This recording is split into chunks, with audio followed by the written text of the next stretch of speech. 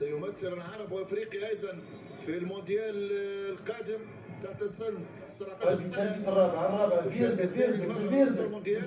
فيما المنتخب الجزائري يكتفي بوقف عند هذا الدور. المنتخب المغربي اكد الجاهزيه التامه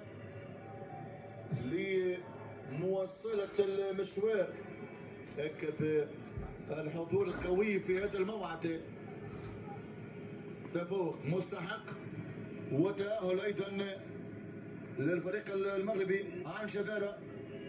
كرة للمغرب من خلال محمد رضوان يحتفظ بالكرة، رضوان يمر، رضوان يحاول اختراق الحكم الليبي يحتسب ضربة مرمى. فريق نهائيا 2-0 خلاص، وجاء الهدف الثالث اللي يأكد من خلاله الانتصار، يأكد من خلاله الذهاب للدور القادم الفريق المغربي 3-0.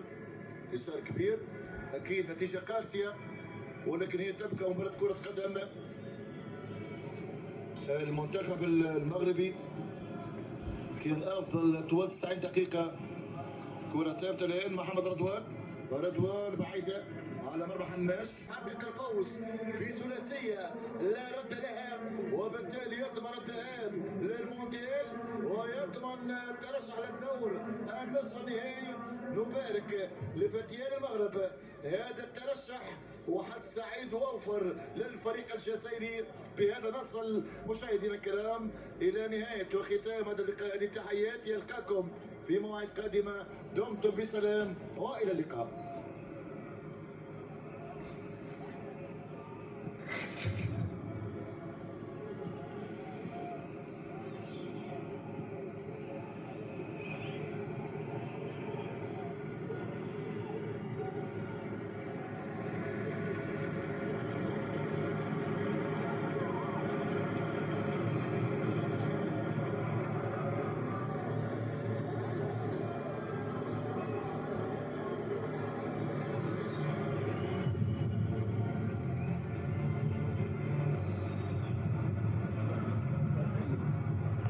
الذهاب إلى البيرو للمونديال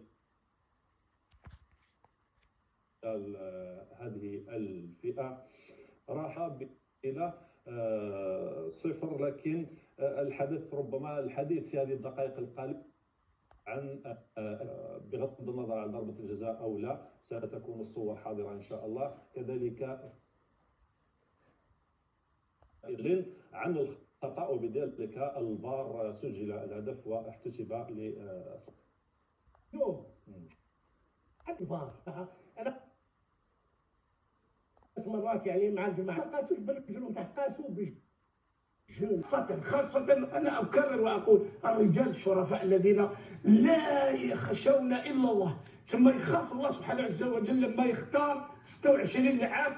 مانيش نهضر على سكر مال، نهضر على المنظومه الفاسده التي عانينا منها منذ سنوات، ليس بين عشية وضحاها. حكيم دير هكذا تولي عندك كيف قادات قوة، يكتب إيفان قوة، لا فيه تحسن، تحسنا، ما عرفناش نستثمروا في المكتسبات، ما عرفناش نستثمروا في المكتسبات. انا لما تحدثت على فريق المنتخب المغربي، صحيح منتخب يحسن جيدا اللعب على الاخطاء، ولكن كما قال الشيخ بوعلان سيدي زكي، مكتسبات تجيبهم بالعمل.